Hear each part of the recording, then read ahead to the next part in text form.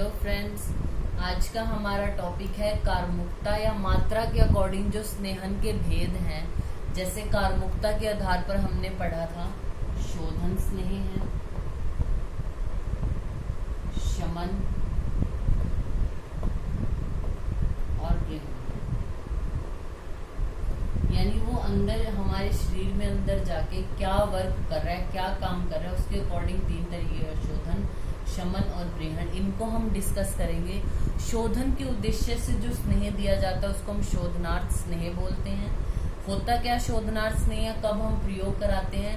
जब पूर्व दिन में सायकाल में किया हुआ भोजन अच्छे से पच जाता है तो प्रातः काल अधिक मात्रा में जो हम स्नेह पीते हैं उसको हम शोधनार्थ स्नेह बोलते हैं। ठीक है, दोबारा रिपीट कर रहे हैं हम इसको।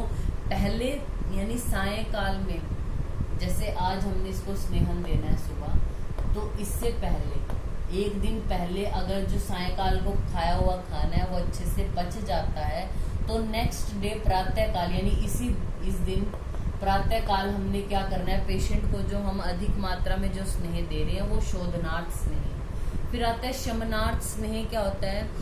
जो स्नेह सम दोषों को ना बढ़ाए, जो वृद्ध हैं उनको शमन कर दे, ऐसे स्नेह को हम शमन स्नेह बोलते हैं। शमन के लिए दिया गया स्नेह कब दिया जाता है? जब पेशेंट को भूख लगती है तो हम मध्यम मात्रा में उसको शमन स्नेह देते हैं।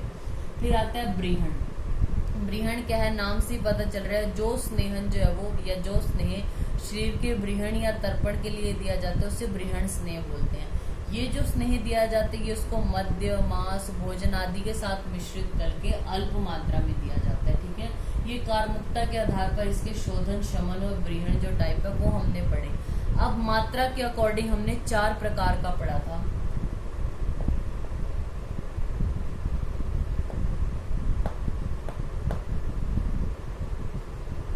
ऋष्यसी, ह्रस्व, मध्यम और उत्तम या फिर प्रवर मात्रा।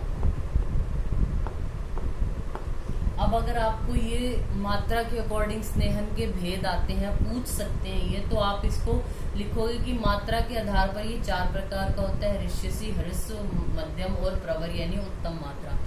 सबसे पहले ऋष्यसी मात्रा क्या होती है? जो अत्यल्प मात्रा हो, बहुत कम अमाउंट में जब हम देते हैं तो वो ऋष्यसी मात्रा है। ये क्यों देते हैं? ये जस्ट परीक्षण मात्र के लिए प्रयोगी है। मतलब हमें परीक्षण करके देखना है। हमारे पास कोई पेशेंट आया, जल्दी में है, कोई ऐसी कंडीशन है कि हम उसके कोष्ठ आदि की अच्छे से परीक्षा नहीं कर पाए, हमें उसके कोष्ठ का कोई ज्ञान नहीं है, तो सबसे पहले हम कि देखने के लिए, परीक्षण के लिए जो है वो सबसे कम डोज देते हैं स्नेह की, दैट इज ऋष्यसी मात्रा। फिर ह्रस्व मात्रा क्या होती है स्नेह की? जो हमारी 6 घंटे में पच जाती है। 6 घंटे में जो मात्रा पच जाए वो ह्रस्व मात्रा है। ये किसको देते हैं? जो मृदु कोष्ठी है, जिसकी अग्नि थोड़ी अल्प है, अल्प दोषों वाला है, वृद्ध है, बालक है, उसको ह्रस्व मात्रा दी जाती है। फिर आती है मध्यम मात्रा। इस मात्रा को हम जो है वो मंद विभ्रंशा भी बोलते हैं। ये इंपॉर्टेंट पॉइंट है इसका। मध्यम वाली जो ये मात्रा है इसको मंद विभ्रंशा भी बोला जाता है। और ये कौन सी मात्रा है? जिसमें स्नेह जो है वो 12 घंटे में पच जाए उसको मध्यम मात्रा बोलते हैं। ये शोधनार्थ यूज की जाती है। आचार्य चरक क्या बोलते हैं? जो मध्यम मात्रा है वो शोधनार्थ यूज की जाती है। जिस व्यक्ति का बल भी मध्यम हो, अग्नि बल भी मध्यम हो, रोग का बल भी मध्यम हो, उसको हम स्नेह की मध्यम मात्रा देते हैं। और इसके अलावा उन्होंने बोला है जो कुष्ठ का पेशेंट है, प्रमेही है जैसे, या वात रक्त का पेशेंट है, तो उसको मध्यम मात्रा दी जाती है स्नेह की। फिर उसके बाद आती है उत्तम या फिर प्रवर मात्रा।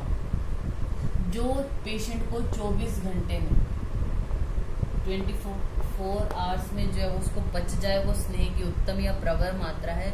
जब पेशेंट में बहुत ज्यादा दोष प्रकोपित है या उसकी अग्निबल अच्छा है, पेशेंट का बलवान भी है, वो उसको प्रवर मात्रा देते हैं। इसके अलावा विसर्प है, सर्पदंश का पेशेंट है, गुल्म है, मूत्रकृच्छ है अगर उसको, तो उसको प्रवर मात्रा दी जाती है। ठीक है, इस तरीके से आप 5 मार्क्स में इसको लिख सकते हो।